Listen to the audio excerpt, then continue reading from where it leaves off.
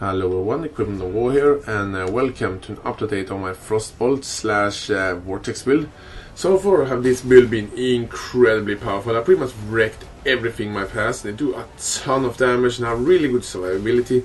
So far I'm really pleased with this build, and it's a lot of fun to play. Just firing a bunch of Frostbolts and just detonating them near the enemies and do a ton of damage to them. Also slowing them down so you can shoot even more Frostbolts and detonate.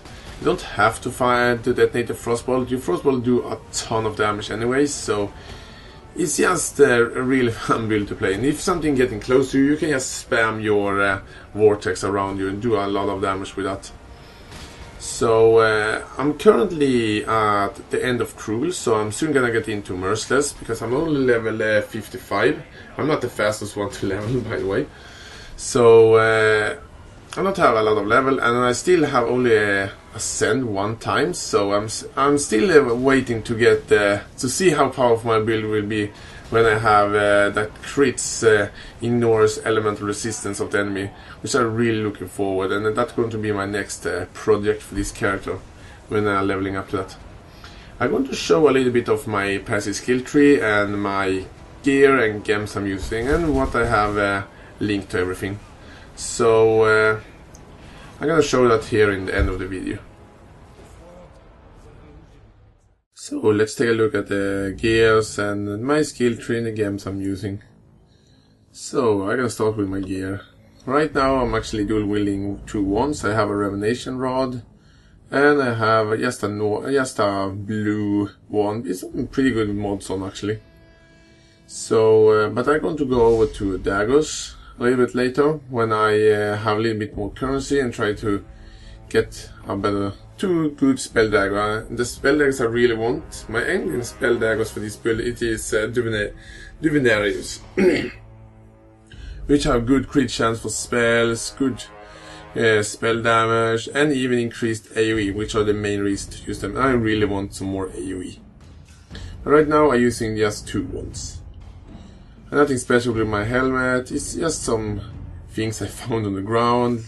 Same with the rings, gloves. I try to get some resistance and life on every piece of gear I have. The boots here are actually pretty nice, and my armor here is nice as well. I really need a 5-linked item by the way, so I'm gonna try to fix that really soon. And again, this ring here, yeah, only using this ring, the mana is pretty nice on it. But the main reason is I need that dexterity, because I really need some dexterity in this build. And also having that series footprints, I just find this. I find it on the ground, so I get one. Let's take a look at the most important thing, my skill tree, and here I go. Okay, as I see, I have just ascended one time. I take brightness, private, and whatever it's called. And next time I ascend, I'm going to take this one, which are the most important thing. When I'm critting an enemy, the crit ignores the enemy's resistance, which means I'm going to do a ton of damage to pretty much anything I hit. It's going to be awesome, and I'm really soon gonna ascend actually, so it's getting closer. My skill tree, I'm actually following the skill tree in my theory build pretty nice, and it's working really well so far. You see, I already went up here to the witch. I'm going to take this Yule pretty soon and get anatomical knowledge, so I can get some more. Life. As you can see, I have Dark Arts for a ton of cast speed. As you can see, and I'm going to take Heart of Ice pretty soon. And I started thinking, I don't know if I'm going to take Breath of Rim or not, so I'm not decided on that yet. But I'm definitely going to go for the cold damage here. I need some more damage. And I'm going to take the Deep Wisdom, and I'm going to go for Heart and Soul. And as you probably can see, I have taken the Blast Radius and Amplify. Get some more AoE. And right now I'm going to go for Constitution. And then I actually going to went out for Shaper, and this is a new thing. I'm actually going to take Potency of Will, because its synergies really well with Vortex. And speak of Vortex, the gems I'm using to Vortex right now, it is faster casting, spell echo, and I actually have a cold to fire support gem. I'm not gonna use this in endgame, but it gives some good damage, so I use it right now, but I'm probably going to swift this out for increased duration instead. I want my Vortex to last longer. But I'm never going to ditch Spell Echo and Fast Casting, because it's really important just to spam out your Vortex when you're firing your Frostbolts. And speak of Frostbolts, I have my Frostbolts in my Revelation Rod. It basically are a 4-linked.